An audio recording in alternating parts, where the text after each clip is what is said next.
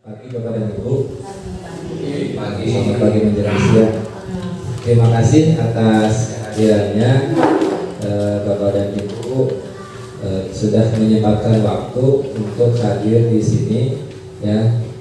Adapun kegiatan kita hari ini, saya akan menyampaikan diseminasi. Diseminasi itu pemahaman terkait dengan pelajaran pengalaman ya, yang nanti akan saya sampaikan kepada Bapak dan Ibu. Begitu untuk kelancaran acara kita pada hari ini ya. Langkah baiknya sebelum kita mulai, kita berdoa dengan membacakan Fatihah. Kita Al-Fatihah. Jadi amin. Baik, terima kasih.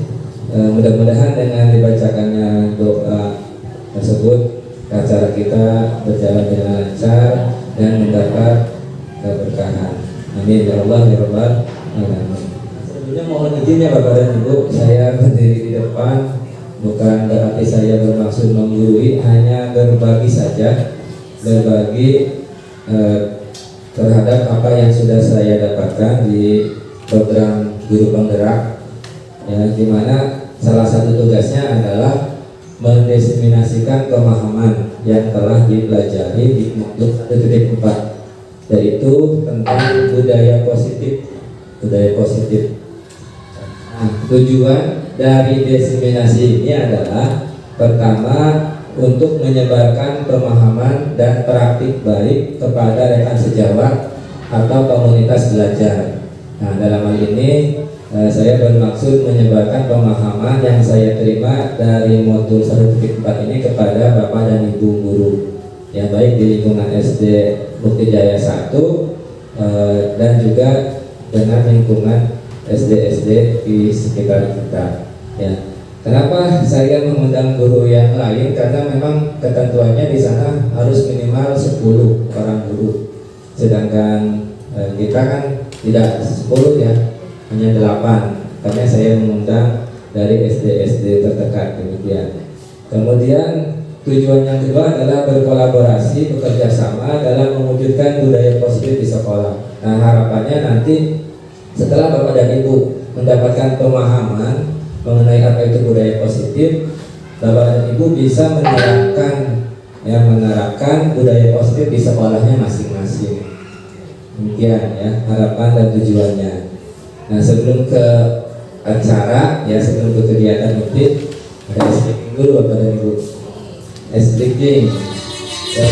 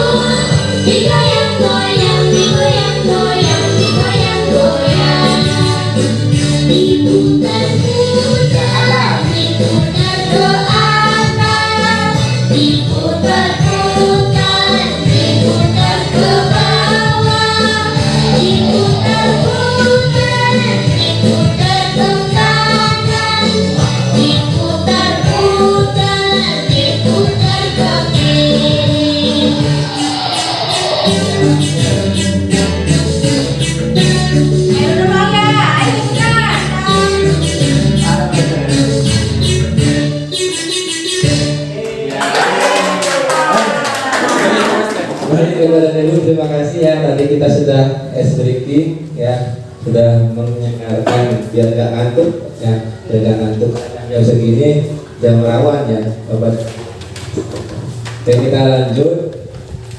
Nah, sebelum mengetahui apa itu budaya positif ya, ini ada tujuan pendidikan menurut Ki Hajar Dewantara, bahwa menurut Ki Hajar Dewantara mendidik itu menuntun segala kodrat yang ada pada anak-anak agar mereka dapat mencapai keselamatan dan kebahagiaan yang setinggi-tingginya, baik sebagai manusia maupun sebagai anggota masyarakat.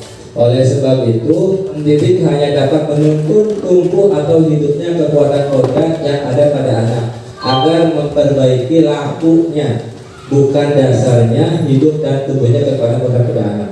Jadi kalau kita pahami bahwa tujuan pendidikan itu hanya menuntun kodrat agar anak selamat dan bahagia. Tujuannya itu Bapak dan Ibu ya, menuntun. Kalau menuntun berarti kan anak sudah bisa ya, sudah bisa, hanya belum makin otak, kita harus menuntun ya. Sehingga tugas kita sebagai pendidik itu hanya menuntun tumbuh kodratnya anak untuk memperbaiki lakunya. Maksud lakunya di sini adalah bukan dasarnya. Seperti anak diibaratkan seperti padi, benih padi. Ya, benih padi. Jadi kalau kita mau mendidik anak harus sesuai dengan kodratnya. Padi tidak akan bisa menjadi jagung. Maka kita harus menyemai padi ya, merawat padi sesuai dengan kodratnya padi gitu. Jangan sampai anak itu benihnya padi, tapi kita perlakukan dengan cara merawat seperti jagung.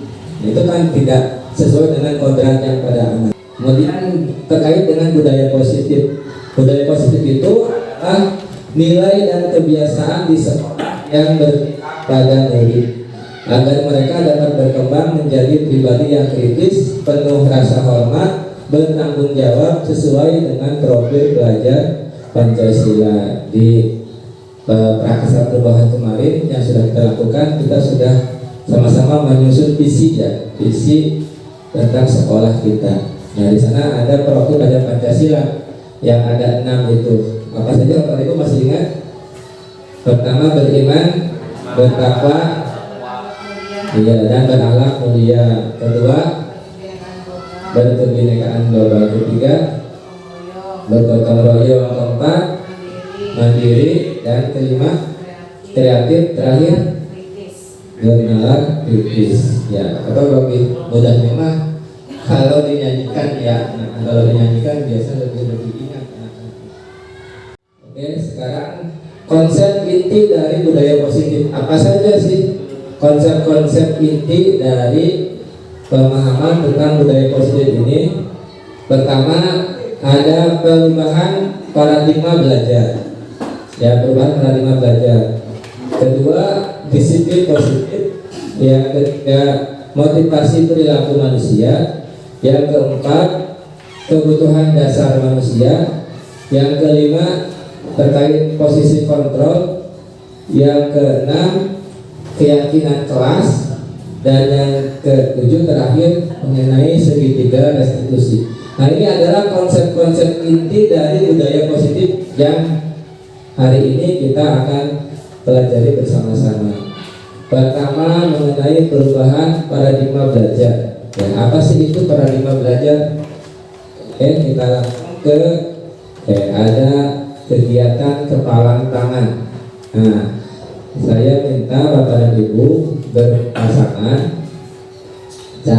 berpasangan, misalkan Bu Eko dengan Bu Haji, kemudian Bu Tati dengan Bu Emi, ya, masing-masing ada pasangannya. Dengan Pak Noso, kawan dengan Pak Sarwoto, ya. Oke, tentukan yang A siapa, B siapa.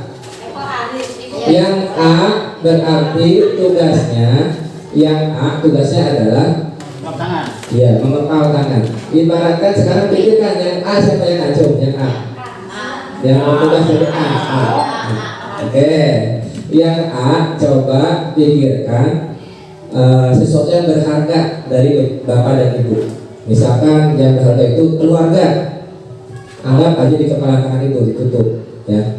Udah dipikirkan sesuatu yang berharga yang Bapak Ibu sangat hargai itu sebagai sesuatu yang penting. Sudah? Nah, ibaratkan itu sudah ada di kepala Bapak dan Ibu. Sudah ya? Yang A. Nah, yang B tugasnya apa? Yang B coba bujuk yang si A ini untuk membuka kepalanya. Bujukan bisa berubah hal lain kan?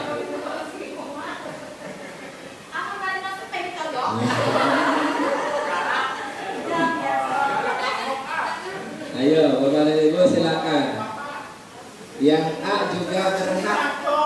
Yang A juga berhak untuk membuka atau tetap mengepalkan tangannya. Pak Agus yang ingin dikatakan katanya. Ya Mas, yang jadi ini siapa? Yang A. Oke, Mas jadi yang B. Silakan. Berusaha untuk mencoba. Iya. Ya, Murai Borneo, anakan 2. Lebih bagus Medan.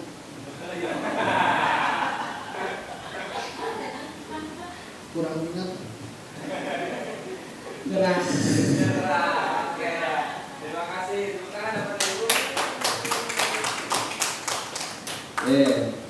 Ya, apa yang bisa kita pelajari atau kita ambil dari pelajaran ini?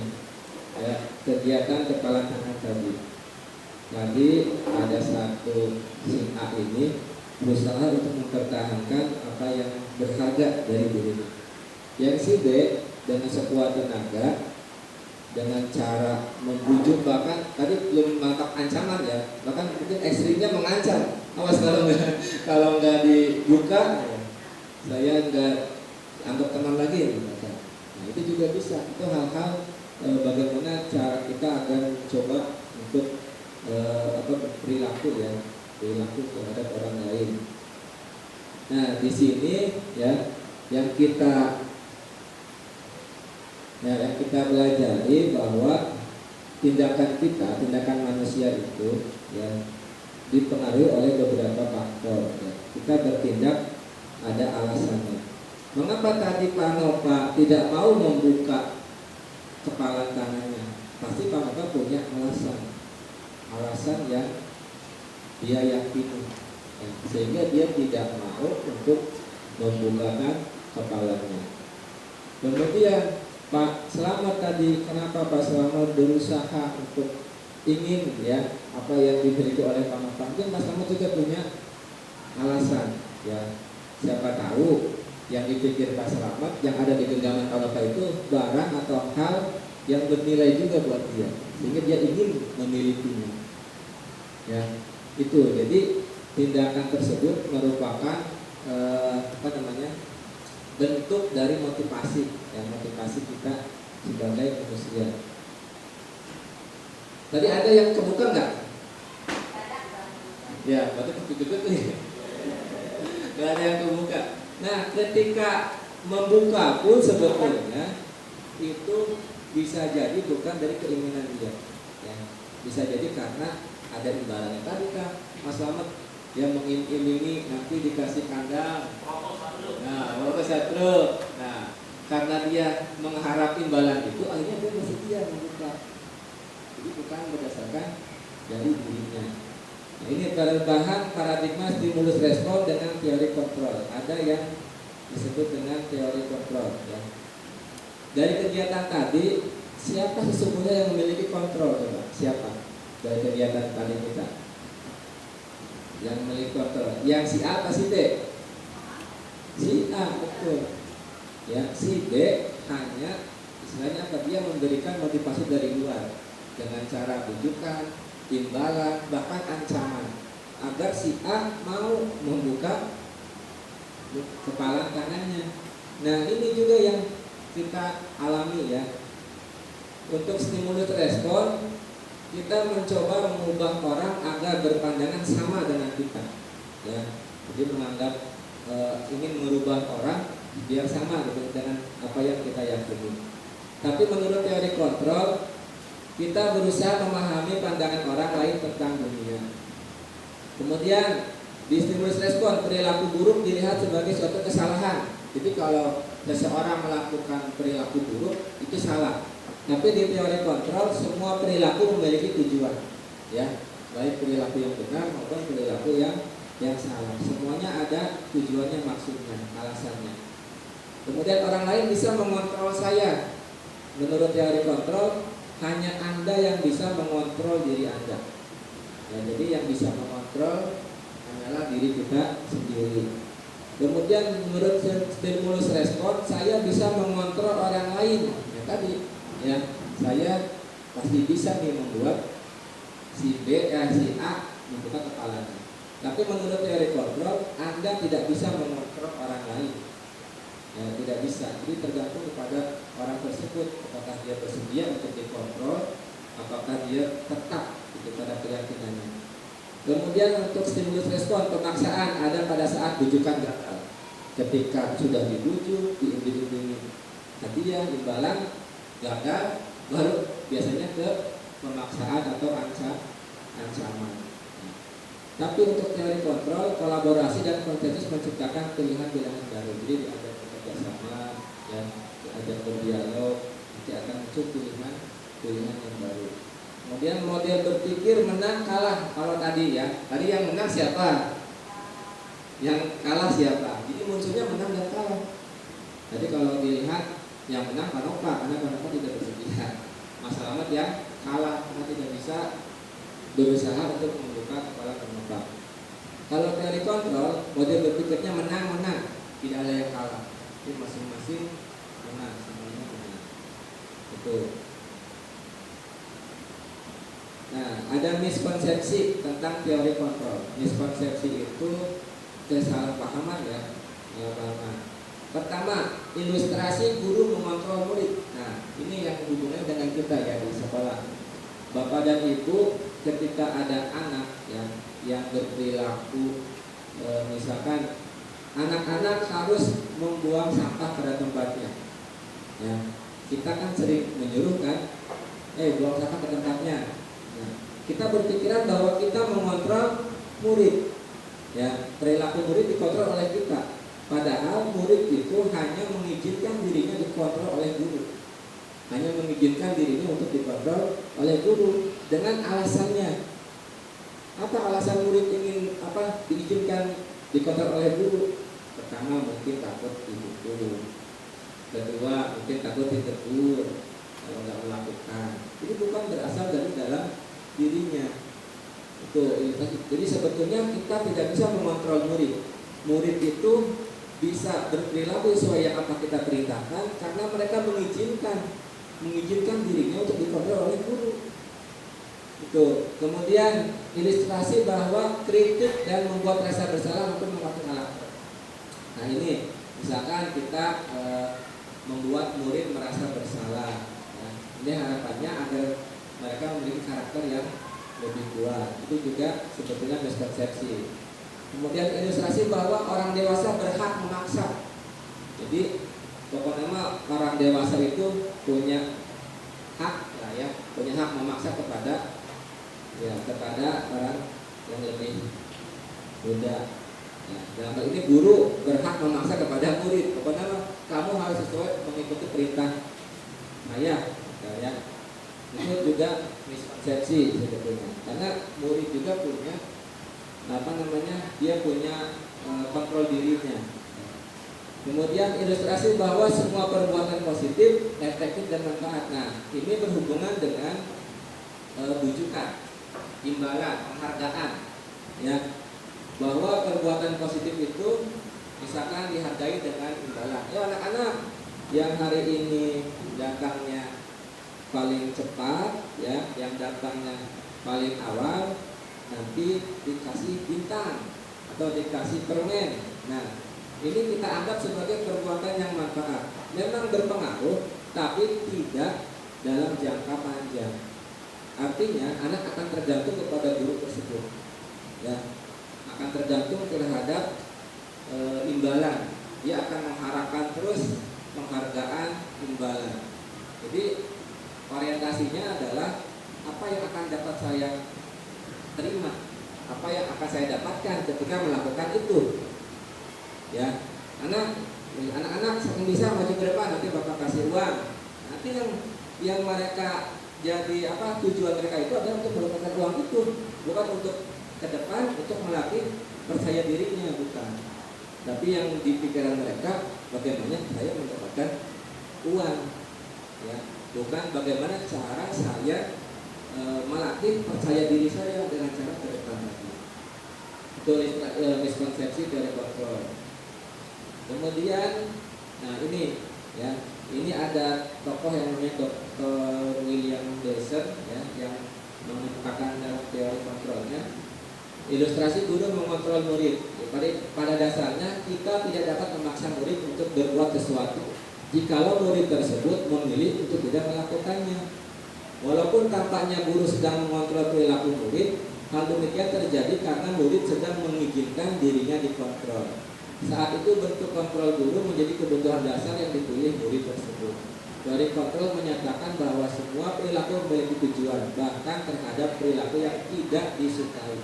Jadi ketika murid kita berperilaku sesuai apa yang kita inginkan, bukan berarti kita bisa mengontrol dia, tapi dia hanya mengizinkan dirinya untuk dikontrol oleh kita. Karena yang dia pikirkan nanti kalau saya tidak mengikuti perintah guru, saya mungkin bisa ditegur, saya mungkin bisa dihukum, saya mungkin banyak ya alasan mereka. Bahkan di sini disebutkan bahwa semua perilaku memiliki tujuan, bahkan terhadap perilaku yang tidak disukai. Jadi walaupun perilaku tersebut seperti yang tidak disukai oleh anak, tapi karena ada kebutuhan, misalkan saya tidak ingin dimarahi atau tidak ingin ditegur, hanya dia lakukan. Kemudian ini yang ilustrasi penguatan positif efektif penyertaan tadi ya. Jadi hanya berlaku dalam jangka waktu tertentu. Banyak contoh ketika kita sering menemui kan anak didik kita, ketika sama kita, anaknya nurut gitu ya, nurut. Gitu. Tapi ketika dengan guru yang lain, karena mungkin orientasinya beda lagi. Kalau sama kita kita sering kasih imbalan atau sering di penghargaan gitu. Tapi ketika dengan guru yang lain, jadi beda lagi. Itu karena kita timbul dari dalam dirinya, dari luar kita sendiri. Selanjutnya ilustrasi bahwa kritik membuat orang merasa bersalah dapat menguatkan karakter. Nah ini juga ya menggunakan kritik dan rasa bersalah untuk mengontrol murid menuju pada identitas gagal. Nah, mereka belajar untuk merasa buruk tentang diri mereka. Ini juga sebetulnya miskonsepsi ya, yang harus kita luruskan. Seringkali guru cukup menggunakan suara halus untuk menyampaikan pesan negatif. Nah, suara halus ini maksudnya apa? Ya, itu tidak dengan cara membentak, tidak dengan cara memaki, menghadap, itu dengan suara pelan, tapi pesannya negatif. Kemudian ilustrasi bahwa orang dewasa memiliki hak untuk memaksa. Nah, ini juga miskonsepsi. Karena pada dasarnya nanti orang dewasa akan menyadari bahwa perilaku memaksa itu tidak akan efektif untuk jangka waktu panjang dan akan mengakibatkan hubungan permusuhan akan terbentuk. Jadi tidak efektif untuk jangka waktu, mungkin saja berpengaruh tapi tidak bertahan lama. Nah kalau memaksa, jadi selama ini kan kita paksa anak-anak, ayo maju ke depan, mungkin berpengaruh, tapi apakah nanti akan berjangka panjang? Kalau mereka hanya karena takut gurunya, karena hanya ingin dapat imbalan, itu tidak akan berjangka panjang. Selanjutnya, nah ini pembelajaran dengan paradigma baru. Ya, ini merupakan pembelajaran yang dirancang berdasarkan prinsip pembelajaran berdiferensiasi, sehingga para pendidik belajar sesuai dengan kebutuhannya berdasarkan tahap perkembangan sesuai teori psikologi modern untuk mewujudkan profil belajar Pancasila.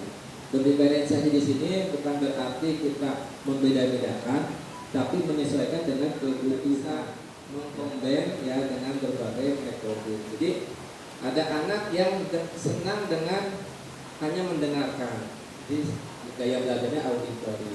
Ya kita misalnya dengan cara menyebarkan video, ada visualisasi dengan cara melihat, ada juga yang kinestetis. Kinestetis ini suka akan gerak. Nah, kalau ada anak yang kinestetis, tapi kita di kelas hanya menggunakan auditori atau visuali, ini anak tersebut tidak terlayani kebutuhannya, ya, akan tidak terlayani.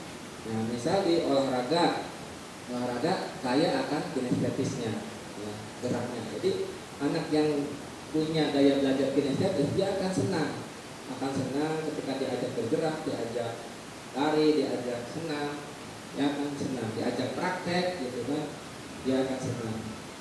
Nah, makanya di dalam pembelajaran harus dikombin Ya, kita harus misalnya dengan metode yang berbeda-beda. Tujuannya itu untuk memenuhi kebutuhan setiap anak. Kemudian terkait disiplin positif. Nah, apa sih disiplin itu? Disiplin itu ya ada yang bilang taat peraturan. Benar apa salah? Disiplin itu taat peraturan. Ya. Kemudian taat waktu, disiplin. Padahal disiplin itu kalau menurut yang saya baca, menurut bahasa itu adalah artinya belajar. Disiplin itu artinya belajar. Ya. Nah, kalau di sini dikatakan bahwa disiplin adalah kemampuan memerintah diri sendiri dalam mengontrol dan menguasai diri. Ini saya kasih bold merah ya, karena kata kuncinya itu. Untuk memilih tindakan yang mengacu pada nilai-nilai yang dihargai dengan penuh tanggung jawab, tanpa terperintah oleh orang lain. Tanpa terperintah oleh orang lain itu artinya disiplin. Jadi disiplin itu harusnya termotivasi dari dalam diri, ya, agar mereka menjadi orang yang mereka inginkan dan menghargai diri sendiri dengan nilai-nilai yang dipercaya. Nah, kemudian nilai-nilai tadi itu disebut dengan nilai kebajikan. Nilai kebajikan. Apa itu nilai kebajikan? Nilai kebajikan itu merupakan nilai yang universal yang disepakati bersama lepas dari suku bangsa, agama, bahasa maupun latar belakangnya. Nah, di Indonesia sendiri nilai kebajikan yang ingin dicapai oleh pelajar Indonesia adalah profil pelajar Pancasila. Ini yang 6 dimensi ini ya, beriman, bertakwa kepada Tuhan Yang Maha Esa dan berakhlak mulia, berkebinekaan global, gotong royong, mandiri, kreatif dan bernalar kritis. Ini nilai-nilai kebajikan yang ingin dicapai oleh pelajar Indonesia. Nah, Bapak dan Ibu juga punya nilai-nilai kebajikan, ya, nilai-nilai yang universal, tidak terpengaruh oleh suku, bangsa, agama maupun bahasa. Apa sih contohnya nilai kebajikan? Misalkan nilai kejujuran, bahwa setiap orang itu harus berlaku jujur. Nilai keselamatan, ya, itu nilai-nilai kebajikan. Ya, nilai keamanan, itu nilai-nilai kebajikan. Setiap orang ingin merasa aman, makanya di rumah kan, jadi kalau malam hari dikunci pintunya, untuk nilai-nilai itu. Ini selamat, makanya dalam berkendara harus menggunakan helm. Itu sebenarnya nilai-nilai kebajikan yang kita yakini gitu ya. Lanjut. Nah, ini mengenai teori motivasi perilaku manusia. Pertama, ada tiga motivasi manusia melakukan sesuatu. Ini motivasi yang pertama ini yang paling rendah. Apa itu? Untuk menghindari ketidaknyamanan atau hukuman. Ya, ini motivasi yang paling rendah tingkatannya, menghindari ketidaknyamanan atau hukuman. Jadi orientasinya adalah apa yang akan terjadi apabila saya tidak melakukannya. Jadi berpikirnya kalau saya tidak melakukan ini, saya akan diapakan nih? Apa yang akan saya dapat? Tuh ya, ini motivasi paling rendah, menghindari ketidaknyamanan atau hukuman. Disebut motivasi eksternal. Eksternal itu dari luar, yang datang dari luar lingkungan. Kemudian yang kedua, ini yang agak tinggi tingkatannya dibanding tadi yang pertama, yaitu untuk mendapatkan imbalan dari orang lain, ya, atau penghargaan. Yang dia pikirkan adalah apa yang akan saya dapatkan apabila saya melakukannya. Kalau saya berbuat ini, saya dapat apa? Saya dapat imbalan apa? Itu motivasi eksternal juga dari luar, ya. Dan yang paling tinggi, ya, ini adalah untuk menghargai diri sendiri, untuk menghargai dirinya sendiri. Jadi yang dia pikirkan adalah saya akan menjadi orang yang seperti apa bila saya melakukannya. Jadi ketika anak membuang sampah atau menjaga kebersihan, anak akan berpikir saya akan menjadi orang yang seperti apa nih, yang berperilaku menjaga kebersihan. Jadi orang yang menjunjung tinggi kebersihan. Maka dimanapun dia berada, bukan hanya di sekolah, di kelas, ketika dia berada di luar, misalkan di tempat umum, dia akan menjunjung tinggi itu, menjunjung tinggi nilai-nilai yang dia percayai. Jadi tanpa ada imbalan, tanpa ada ingin menghindari hukuman. Ini adalah motivasi internal. Ini yang akan kita tujuan disiplin positifnya di sini ya. Jadi tujuan disiplin positif itu untuk memunculkan motivasi internal itu dari dalam diri, bukan dari luar diri. Merdeka menurut Ki Hajar Dewantara adalah tidak hanya terlepas dari perintah, akan tetapi juga cakap buat memerintah diri sendiri. Ya, jadi menurut Ki Hajar Dewantara, merdeka itu bukan hanya tidak terperintah, tapi juga bisa memerintah, cakap memerintah diri sendiri. Kapan dia harus berbuat, apa yang akan dia lakukan, ditumbuhnya dari dalam dirinya, bukan dari faktor luar. Oke, sekarang kita lanjut ke konsep kebutuhan dasar manusia. Nah, ini mungkin kalau saya pikir ini penting ya Bapak dan Ibu. Sebelum kita menilai anak-anak, kita harus tahu dulu kebutuhan dasar manusia. Pertama ada kebutuhan bertahan hidup. Kebutuhan bertahan hidup ini adalah kebutuhan paling dasar. Jadi kalau orang tidak terpenuhi kebutuhan bertahan hidupnya, ya udah. Nah, ini adalah kebutuhan paling dasar terkait dengan kebutuhan psikologis, ya, makannya, kemudian tempat tinggalnya. Bagaimana anak bisa belajar ketika dia kebutuhan hidupnya tidak terpenuhi? Misalkan dia di rumah belum sarapan, ya, maka kebutuhan itu penting ya untuk kita pahami. Kemudian kebutuhan penguasaan. Penguasaan di sini kita sering kan di kelas ada anak yang bertingkah misalkan ya, maju-maju ke depan, sering itu temannya gitu ya. Ya, kebutuhan penguasaan itu yang dia inginkan, yang belum dia penuhi penguasaan. Nah, yang nama sih anak-anak geng-gengan itulah ya. Nah, di SD mah belum muncul, belum terlalu. Tapi kalau udah SMP, SMA, dan kebutuhan penguasaan ini lebih dominan. Kemudian kebebasan. Kalau misalkan di kelas ada anak yang malas gitu ya, kemudian diajak apa nggak mau, mungkin dia bosan, maka dia butuh kebebasan. Ajaklah keluar, ya, ajak belajar di luar, karena mungkin dia bosan gitu belajar di dalam kelas, di dalam ruangan gitu dengan cara itu, kemudian mendengarkan gurunya, menulis, membaca, udah begitu aja. Mungkin dia butuh sesuatu yang baru gitu ya. Kemudian kesenangan. Nah, kesenangan, bahwa setiap manusia butuh yang namanya kesenangan. Ini kebutuhan dasar. Jadi kalau misalkan kita ya dalam posisi yang tidak senang, ya akan berakibat kepada perilaku kita nanti ya. Termasuk juga anak-anak ya, seperti itu. Maka ajaklah anak-anak untuk senang ya. Kemudian kebutuhan akan kasih sayang dan rasa diterima. Nah, ini juga kadang ada anak yang lamun cara ini apa sih kepada gurunya deh sering merajut apa sih bahasanya teh, manja betul, manja gitu ke guruna. Jadi dia kebutuhan kasih sayangnya.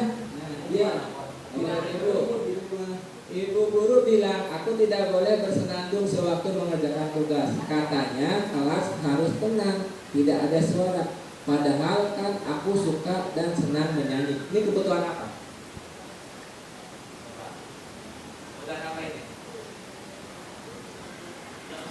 Betul, kesenangan. Karena dia senang menyanyi, tapi dilarang oleh gurunya. Karena kelas harus tenang, tidak ada suara. Kemudian ibu guru tidak menyapaku hari ini, padahal aku pakai jepit rambut baru. Kebutuhan apa ya? Kasih sayang dan rasa ingin diterima. Ya, jadi ingin perhatian, gitu, perhatian. Terus aku bosan, masa belajarnya cuma gitu aja, dengerin ibu guru aja, betulnya apa? Kebebasan. Aku sebel gambarku tidak rapi, malah ibu guru nunjukin ke teman-temanku di depan kelas. Penguasaan, ya, penguasaan di sini, kebutuhan penguasaan.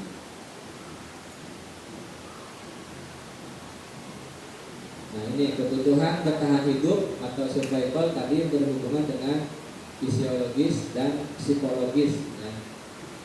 Kemudian tadi kebutuhan kasih sayang, kebutuhan untuk diterima. Kemudian kebutuhan penguasaan, ya, ingin diakui atas prestasi dan keterampilannya. Kemudian kebutuhan kebebasan, kebutuhan akan pilihan. Yang kelimanya kebutuhan untuk kesenangan. Nah selanjutnya adalah 5 posisi kontrol. Pertama, penghukum. Kedua, pemberi rasa bersalah. Ketiga, teman. Keempat, pemantau. Dan kelima, manajer. Apa ini? Jadi untuk lebih jelasnya silakan Bapak dan Ibu kita tonton video berikut. Kontrol itu adalah 1. Posisi penghukum, 2. Posisi pembuat merasa bersalah, 3. Posisi teman, 4. Posisi pemantau atau monitor, dan 5. Posisi manajer. Untuk lebih memahami kelima posisi tersebut, mari kita saksikan kasus Naren yang terlambat hadir 20 menit di sekolah dan melihat bagaimana kelima posisi kontrol dalam menghadapi masalah tersebut. Sebagai posisi penghukum tadi. Naren, sini kamu. Selamat pagi, Bu. Selalu terlambat. Kamu deh, pasti terlambat. Maaf, Bu. Saya Apa coba? Alasan kamu apa lagi? Kapan sih kamu tidak terlambat? Malas sekali ya kamu jadi anak. saya Dasar pemalas. Gak kapok-kapok sih kamu. Sudah berapa kali terlambat? Sana, kamu keliling lapangan basket 2 kali. kenapa saya harus ke lapangan basket, Bu? Kenapa? Kamu melawan ibu? Berani-beraninya jawab. Sudah terlambat, masih berani jawab pula. Sekarang, keliling lapangan basket 5 kali sekalian. Biar kapok. Cepat. Pergi sana ke lapangan basket. Posisi penghukum biasanya berbicara dengan nada tinggi, menghardik, menunjuk-nunjuk, menyakiti, dan menyindir. Hukuman bisa berupa fisik maupun psikis. Ibu dan Bapak guru hebat. Dampak yang terjadi pada murid ketika guru berada pada posisi penghukum adalah murid cenderung akan memberontak, bahkan menyimpan dendam.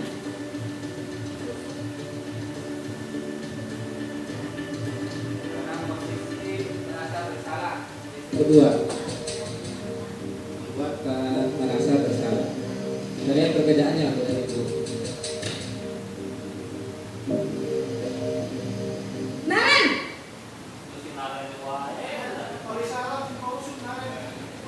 Selamat pagi, Bu. Naren. Kamu kenapa terlambat lagi, nak? Ya Tuhan, Naren. Kamu senang ya bikin ibu susah ya? Kalau kamu terlambat lagi, nanti ibu yang ditegur bapak kepala sekolah, nak. Disangka ibu tidak bisa membina kamu. Duh, gimana ini? Maaf, Bu. Duh, Gusti Naren.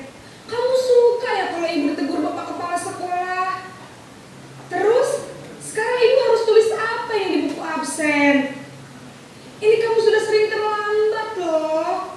Ibu harus apa coba? Maaf, Bu. Maaf sekali. Ya sudah, lain kali jangan bikin ibu susah lagi ya nak ya. Ibu tidak akan kuat lagi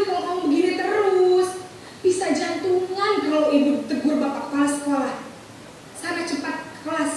Maaf ya Bu, maaf sekali. Ini tidak dihukum ya, karena tidak dihukum. Cuma kita Posisi pembuat rasa bersalah berbicara dengan nada tenang, cenderung lembut. Namun kata-kata yang diutarakan membuat murid merasa menjadi orang yang gagal, memandang buruk dirinya sendiri, merasa tidak berharga, dan tidak sanggup membahagiakan orang lain. Ketika guru mengambil posisi pembuat rasa bersalah, murid akan menganggap dirinya yang bersalah dan ia akan menyimpan emosi negatif tersebut di dalam dirinya. Sekarang posisi teman. Barangkali ada nanti Bapak dan Ibu sebagai posisi mana nih?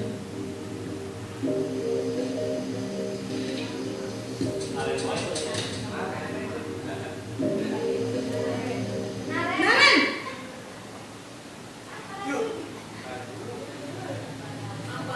Selamat pagi Bu. Wah, sudah jam berapa ini nak? Terlambat lagi ya sayang. Iya Bu, habis ibu saya lupa bangunkan saya Bu. Kamu malah menyalahkan ibu kamu. Kamu bukannya anak yang larinya paling kencang. Kok terlambat sih?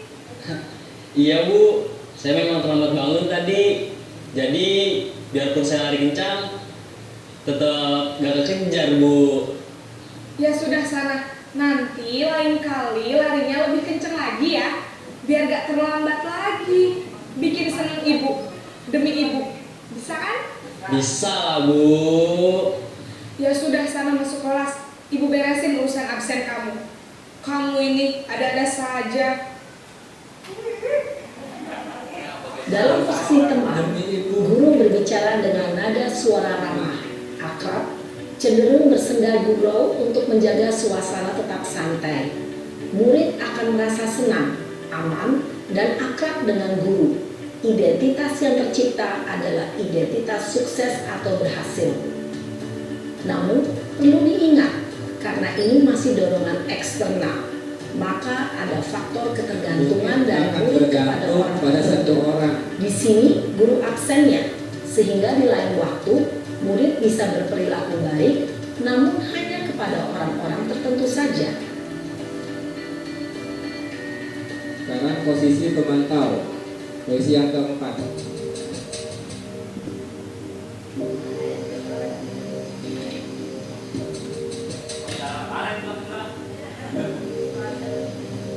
Naren!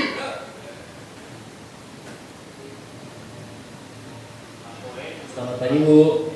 Naren, apa peraturan sekolah kita tentang jam berapa kita harus masuk sekolah, nak?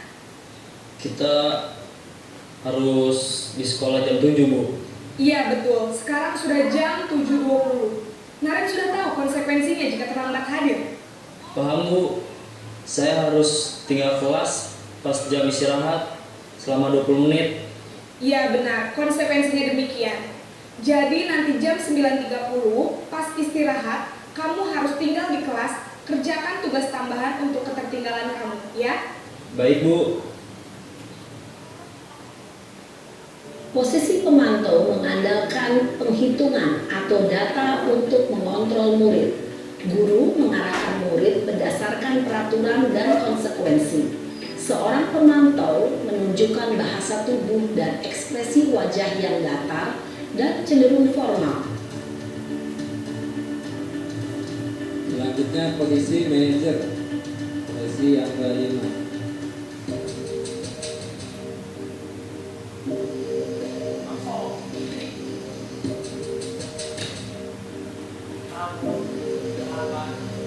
Naren!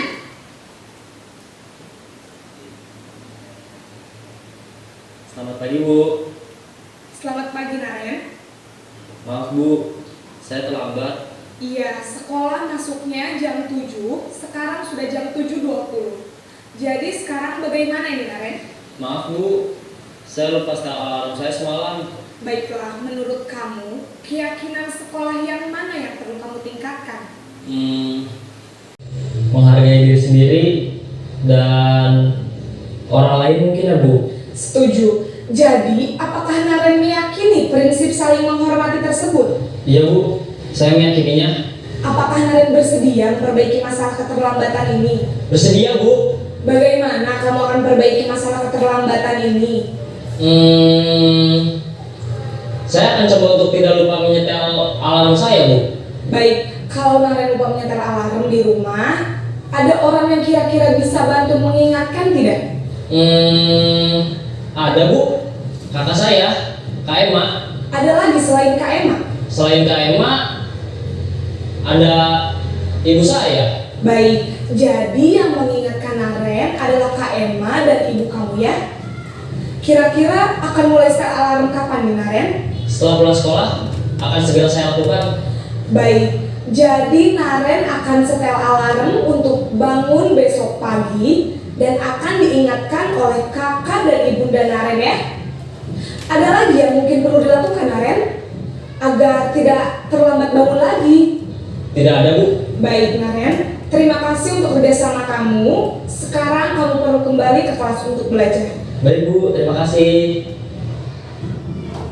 Posisi manajer adalah posisi kontrol yang disarankan untuk membimbing murid memiliki sikap disiplin yang positif, yaitu murid yang mandiri, bertanggung jawab, dan dapat memecahkan masalah. Tujuan dari posisi ini adalah agar murid dapat berefleksi atas tindakannya. Guru akan dengan tulus memberikan pertanyaan-pertanyaan bermakna, sehingga membuat murid dapat belajar dari kesalahannya dan mencari sebuah solusi untuk menyelesaikannya. Ibu dan bapak guru hebat, setelah mengamati adegan kelima posisi kontrol tadi, kira-kira posisi mana yang paling ideal? Nah, posisi mana bukan ibu yang paling ideal? Posisi penghukum, membuat merasa bersalah, teman, pemantau, atau manajer? Manajer ya. Nah, kalau penghukum anak tidak diberikan kebebasan ya untuk menjawab pun dia tidak bisa. Kemudian merasa bersalah, anak tidak diberi hukuman, hanya dibuat merasa bersalah. Posisi teman, anak memang akan mendapat identitas yang berhasil hanya pada orang tertentu saja, ya pada guru yang dia anggap sebagai temannya itu. Kemudian posisi pemantau ini terkait dengan peraturan dan konsekuensi. Biasanya muncul peraturannya apa, terus konsekuensinya apa, itu akan beriringan selalu muncul. Nah, kalau manajer ini dikembalikan kepada anak, solusinya bagaimana, ya akan seperti apa, sehingga dia akan muncul dari dalam dirinya. Oh, saya harusnya begini, gitu. Jadi tidak dari gurunya atau dari luar. Ini misalkan ada kasus, ini masih dalam posisi kontrol ya, ada kasus. Murid tidak memakai atribut lengkap saat upacara, misalkan memakai topi, memakai dasi.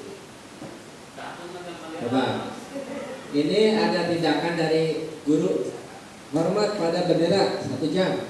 Posisi apa ini? Posisi kontrol apa? Ya betul, hukum.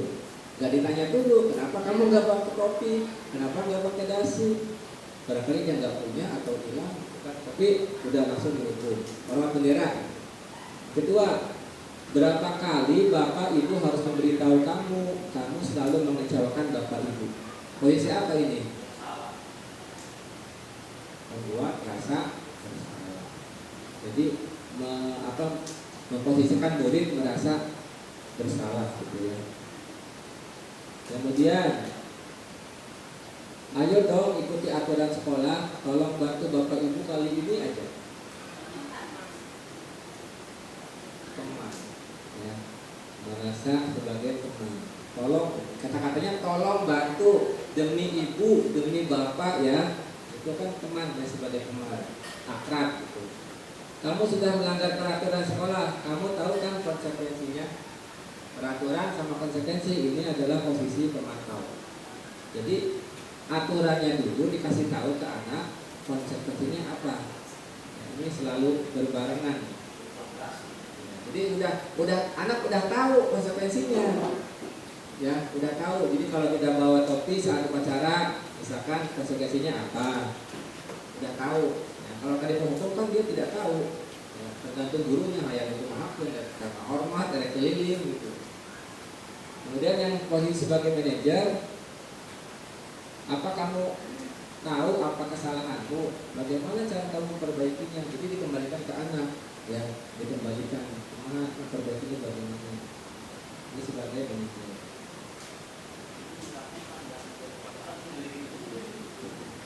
Nah, sekarang lanjut ke keyakinan kelas. Yang kedua, ada dua ini lagi, konsep lagi ya. Keyakinan kelas. Kenapa keyakinan kelas, bukan peraturan kelas? Bapak dan Ibu pasti punya peraturan kelas kan di kelasnya masing-masing. Enggak. Jadi bebas aja gitu mas. Bersih, ruangan bersih. Peraturan sekolah ada nggak? Menjaga bersih. Tata tertib sekolah ada nggak? Ada. Pasti ada setiap sekolah. Nah, kenapa keyakinan kelas bukan peraturan kelas? Kenapa? Keyakinan kelas bukan peraturan kelas. Bedanya apa? Berdasarkan kesepakatan. Kalau keyakinan berdasarkan kesepakatan. Kalau peraturan biasanya pihak tertentu. Bapak Ibu pernah diajak nggak peraturan penggunaan lalu lintas? Pernah diajak nggak? Tapi udah ada kan peraturannya, setiap berkendara harus memakai helm dengan roda 2. Nah, itu namanya peraturan atau keyakinan? Peraturan. Terus Kepolisian merdeka polisi ya. tidak merokok di tempat umum, diajak nggak untuk mengikuti peraturan itu? Enggak, itu namanya peraturan. Ya. Tapi kalau keyakinan kita ikut terlibat merumuskan, menyusun hal tersebut. Jadi bisa dikatakan keyakinan kelas itu berasal dari peraturan kelas. Ya, berasal dari peraturan kelas. Nah, ini untuk keyakinan kelas bersifat abstrak. Ya, kemudian berupa pernyataan universal.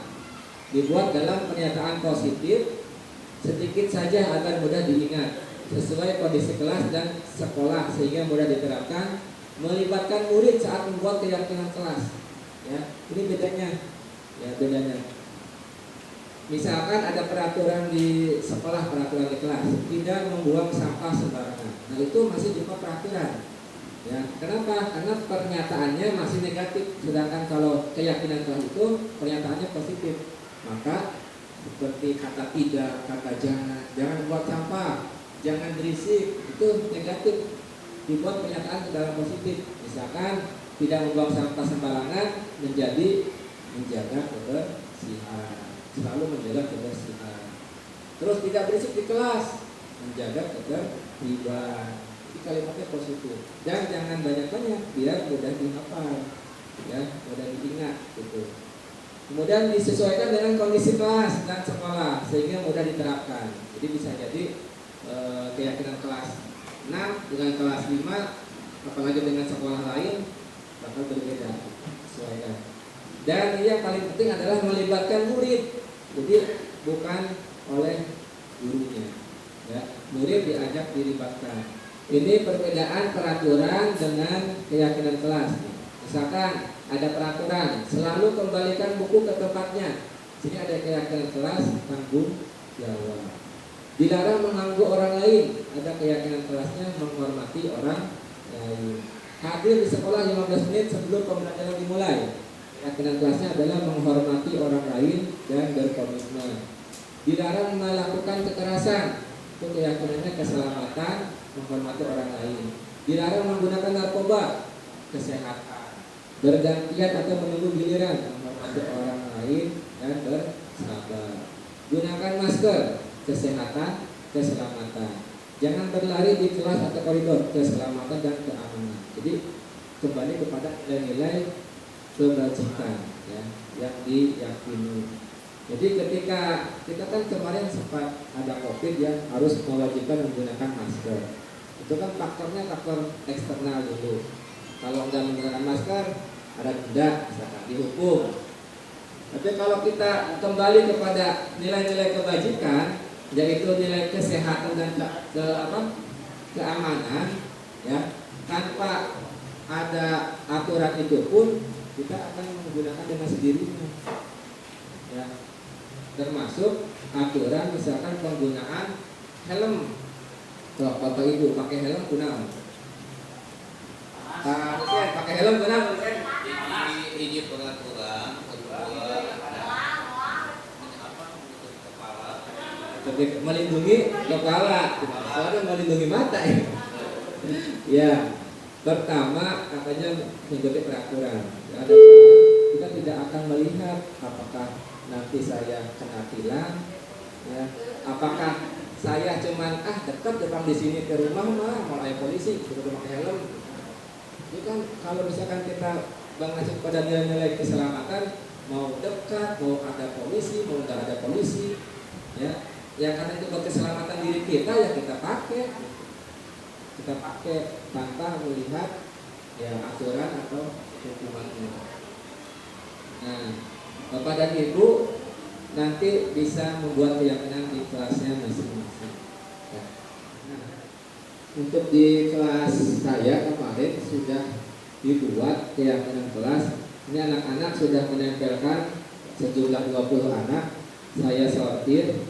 Kemudian sehingga mendapat 4 keyakinan kelas, yaitu menjaga kebersihan, kemudian menghargai orang lain, yang berpakaian rapi, kerapihan ya, kerapihan dan disiplin atau komitmen. Nah, datang tepat waktu seperti itu.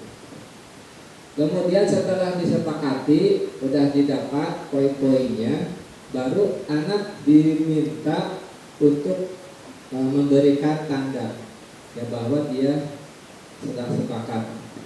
Nah, kalau bapak dan ibu bisa menggunakan apa sih namanya tuh cap tangan dia tuh ya, anak itu kan suka ya pakai warna-warni gitu ceblok gitu. Kalau saya pakai ini cap jempol lah, saya pakai stempel cap jempol. Nah, itu bisa juga di tanda tangan sebagai bukti bahwa mereka sudah menyepakati itu. Dan keyakinan ini menjadi pedoman mereka di dalam kelas. Jadi ketika misalkan kelas bala ya, jadi ditanyain apa keyakinan kelas kita anak-anak, mereka akan menjaga kebersihan. Lalu apa yang akan dilakukan? Seperti itu ya. Nanti bisa dicoba di kelas masing-masing. Jadi peraturan itu kita ubah menjadi sebuah keyakinan. Nah, ini konsep yang terakhir, jadi segitiga restitusi adalah suatu proses dialog yang dijalankan oleh guru agar dapat menghasilkan murid yang mandiri dan bertanggung jawab. Ada 3 tahap dalam segitiga restitusi. Pertama adalah menstabilkan identitas, yang kedua memvalidasi tindakan yang salah, yang ketiga menanyakan keyakinan. Untuk lebih jelasnya simak ada sebuah video tentang segitiga restitusi. Ya, Ibu dan Bapak guru hebat. Pada video kali ini kita akan membahas tentang salah satu program disiplin positif yang diterapkan di lingkungan sekolah yang dikenal dengan nama restitusi.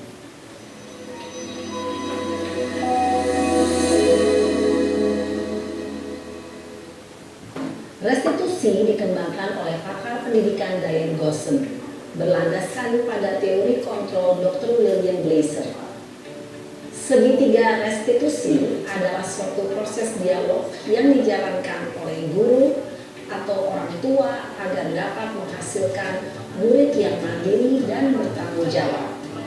Pada saat guru di posisi manajer, aspek yang dikembangkan pada murid adalah motivasi intrinsik, sehingga penanaman nilai-nilai kebajikan dapat tumbuh dan berkembang menjadi suatu kebiasaan positif yang akhirnya membentuk karakter murid.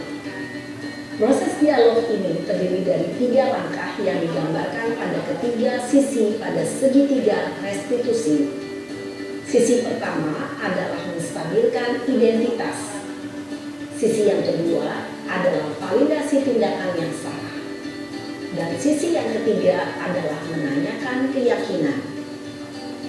Ibu dan Bapak guru, berikut ini akan ditunjukkan bagaimana seorang guru berada dalam posisi manajer menggunakan penerapan segitiga restitusi. Nah, ini ada contoh penerapan segitiga restitusi ya, yang dilakukan oleh seorang guru pada muridnya.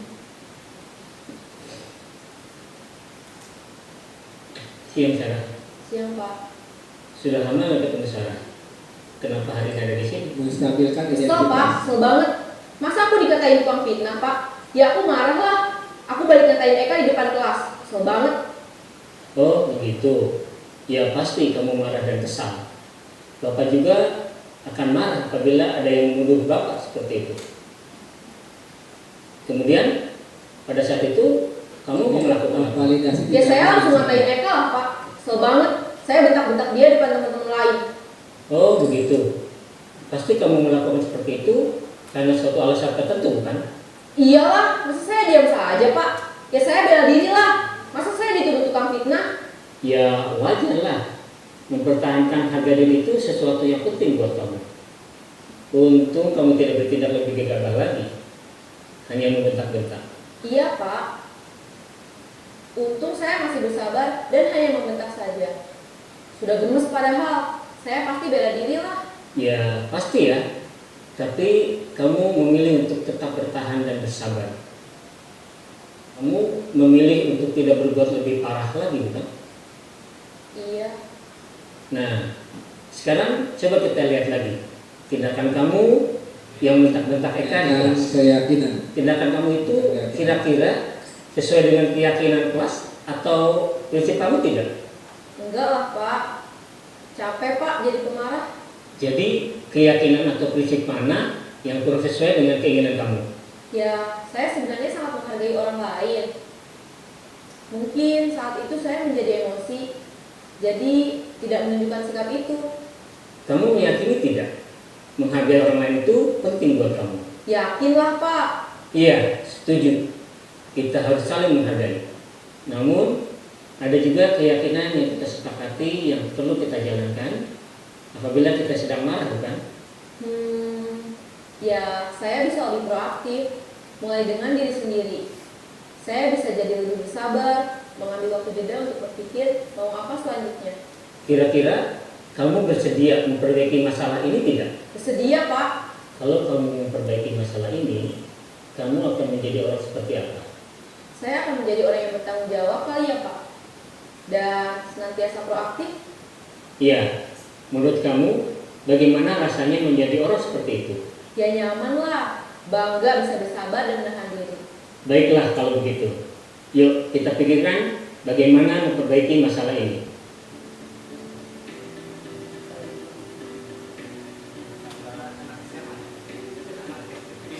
Ibu dan Bapak guru hebat, baru saja kita menyaksikan contoh bagaimana seorang guru berada dalam posisi manajer menggunakan penerapan segitiga restitusi. Mari kita bahas satu persatu. Pada sisi pertama, menstabilkan identitas berdasarkan pada prinsip bahwa membuat kesalahan adalah bagian dari proses pembelajaran.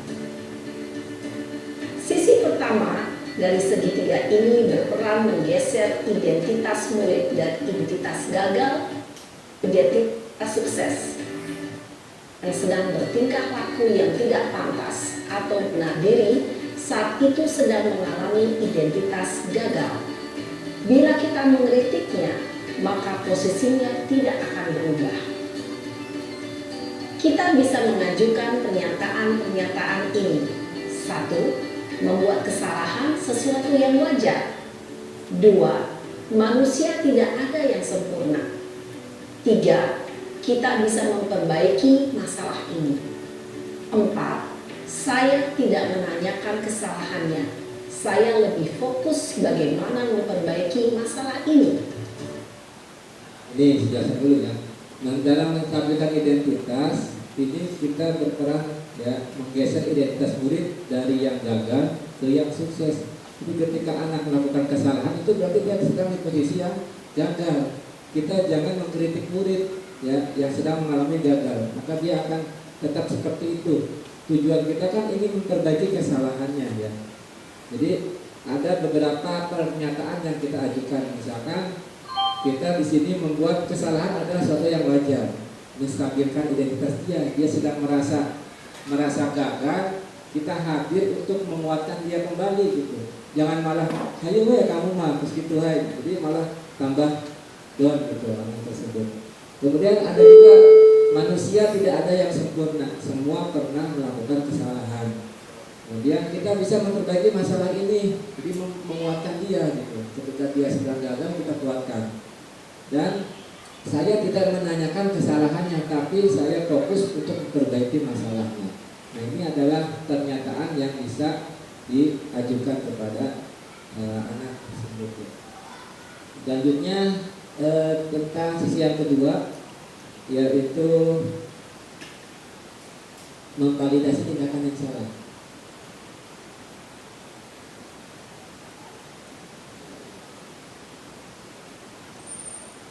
Nah ini memvalidasi tindakan yang salah. Jadi kita tanyakan, ya kita validasi itu berarti apa sih?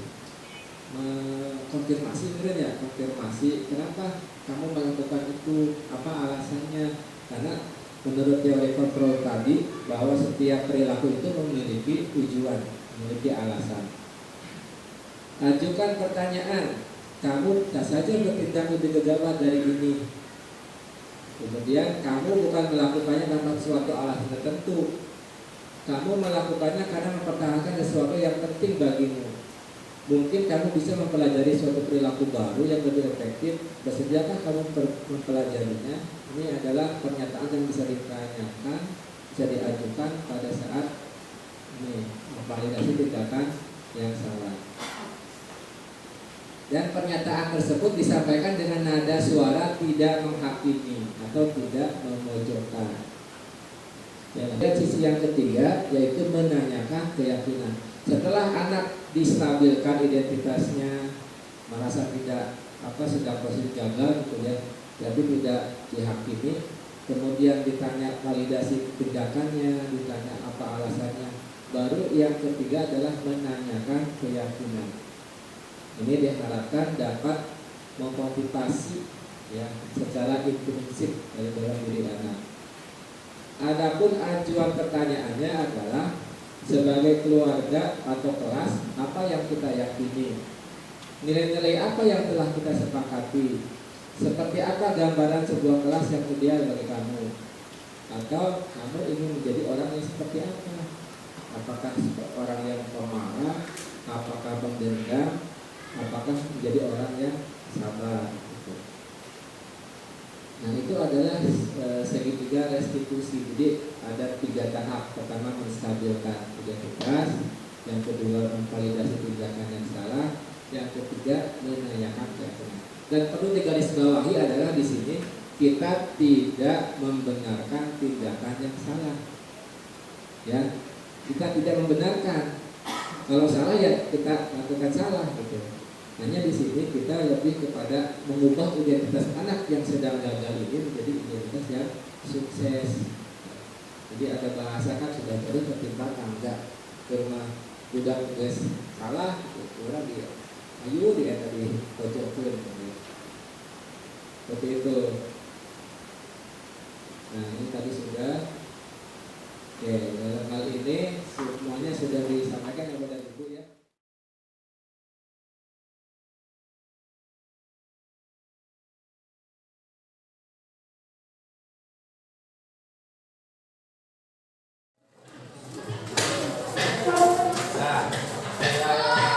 Assalamualaikum warahmatullahi wabarakatuh.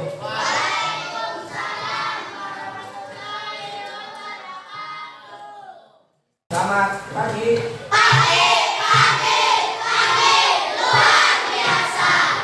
Terima kasih anak-anak atas semangat paginya. Baik, hari ini kita akan membuka namanya keyakinan. Coba ada yang tahu apa itu keyakinan kelas? Kalau peraturan kelas, contohnya apa peraturan kelas? Tidak boleh membuang sampah. Apalagi contoh peraturan kelas. Kelas ini punya peraturan nggak? Punya. Apa aja peraturan kelas ini? Tidak boleh makan, minum, tidak boleh kelas dalam kelas. Terus? Ya, harus datang tepat waktu. Apalagi peraturan kelas ini. Tidak boleh makan sembarangan, udah tadi ya. Terus? Apa lagi? Tidak boleh saling membuli. Nah, sekarang kita akan buat keyakinan kelas. Kalau peraturan kelas kita kan sudah membuat, ya. Apa sih Pak keyakinan kelas itu? Keyakinan kelas itu nilai-nilai yang akan kita percaya untuk kita laksanakan, ya, di sekolah di kelas kita ini. Ya, misalkan apa? Misalkan tadi tidak membuang sampah sembarangan. Nah, kalau keyakinan kelas itu kalimatnya harus diubah menjadi kalimat yang positif.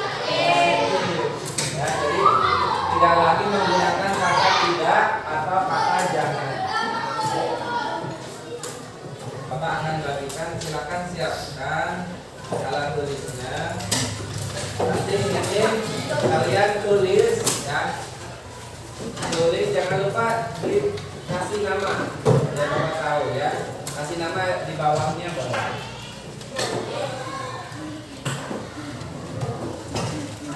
Kalian tulis dengan keyakinan kelas yang kalian miliki.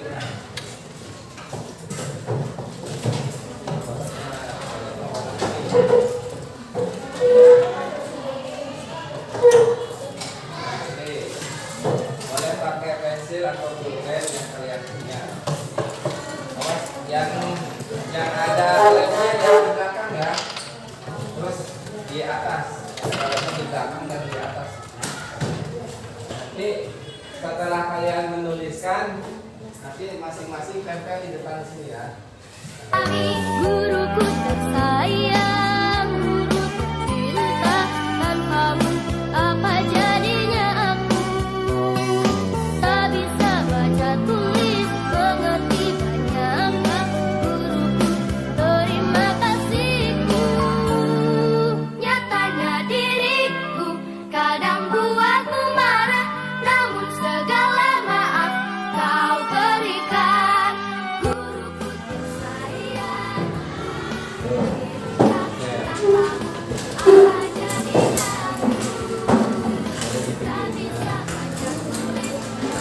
di banyak hal.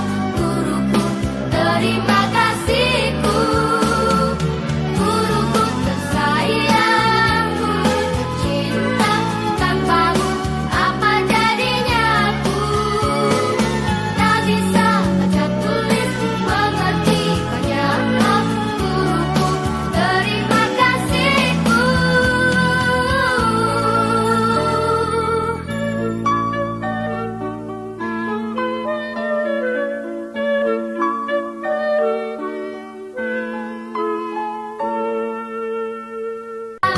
Guruku tersayang, guru tercinta, tanpamu apa jadinya aku?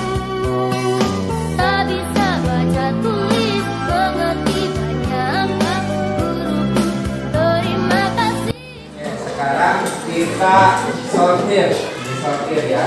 Mana yang sama, ya, kita gabungkan. Dari 20, ya, usulan tadi yang kalian tempelkan, ya, itu kita sudah sortir dan kita ambil banyak yang kesamaan. Ada berapa ini? Ada 4. Ya, pertama tentang kebersihan. Kedua tentang menghargai orang lain. Ketiga tentang kerapihan. Ya, kerapihan. Keempat tentang disiplin waktu. Artinya datang ke sekolah tepat waktu. Ketika sudah